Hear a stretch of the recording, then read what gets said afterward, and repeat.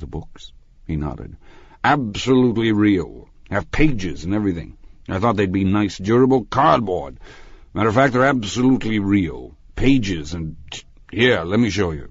Taking our skepticism for granted, he rushed to the bookcases and returned with Volume 1 of the Stoddard Lectures. "See!" he cried triumphantly. "It's a bona fide piece of printed matter. It fooled me. This fellow's a regular Belasco. It's a triumph. What thoroughness! What realism! You went to stop, too, didn't cut the pages. And what do you want? What do you expect?"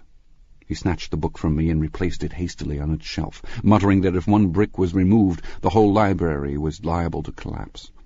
"Who brought you?" he demanded. "Or did you just come? I was brought. Most people were brought." Jordan looked at him alertly, cheerfully, without answering. "I was brought by a woman named Roosevelt," he continued. "Mrs. Claude Roosevelt. You know her. Met her somewhere last night. I've been drunk for about a week now, and I thought it might sober me up to sit in the library." "Has it?" "A little bit, I think. I can't tell yet. I've only been here an hour. Did I tell you about the books? They're real. They're—" "You told us." We shook hands with him gravely and went back outdoors. There was dancing now on the canvas in the garden, old men pushing young girls backward in eternal, graceless circles, superior couples holding each other tortuously, fashionably, and keeping in the corners, and a great number of single girls dancing individualistically or relieving the orchestra for a moment of the burden of the banjo or the traps. By midnight the hilarity had increased. A celebrated tenor had sung in Italian, and a notorious contralto had sung in jazz, and between the numbers people were doing stunts all over the garden, while happy, vacuous bursts of laughter rose toward the summer sky. A pair of stage twins, who turned out to be the girls in yellow, did a baby act in costume, and champagne was served in glasses bigger than finger bowls. The moon had risen higher, and floating in the sound was a triangle of silver scales, trembling a little to the stiff, tinny drip of the banjos on the lawn. I was still with Jordan Baker. We were sitting at a table with a man of about my age and a rowdy little girl, who gave way upon the slightest provocation to uncontrollable laughter. I was enjoying myself now. I had taken 2 finger bowls of champagne, and the scene had changed before my eyes into something significant, elemental, and profound. At a lull in the entertainment, the man looked at me and smiled. "Your face is familiar," he said politely. "Weren't you in the 3rd Division during the war?" "Why, yes, I was in the 9th Machine Gun Battalion."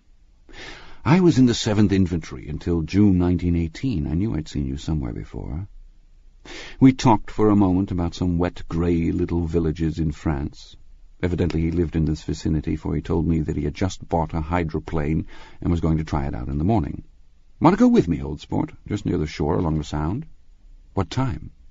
"Any time that suits you best."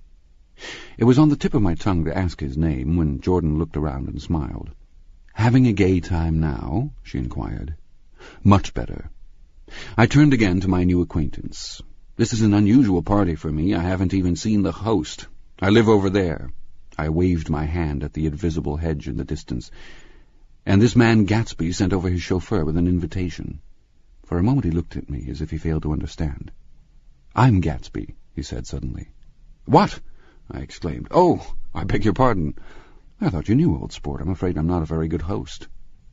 He smiled understandingly, much more than understandingly. It was one of those rare smiles with a quality of eternal reassurance in it that you may come across 4 or 5 times in life.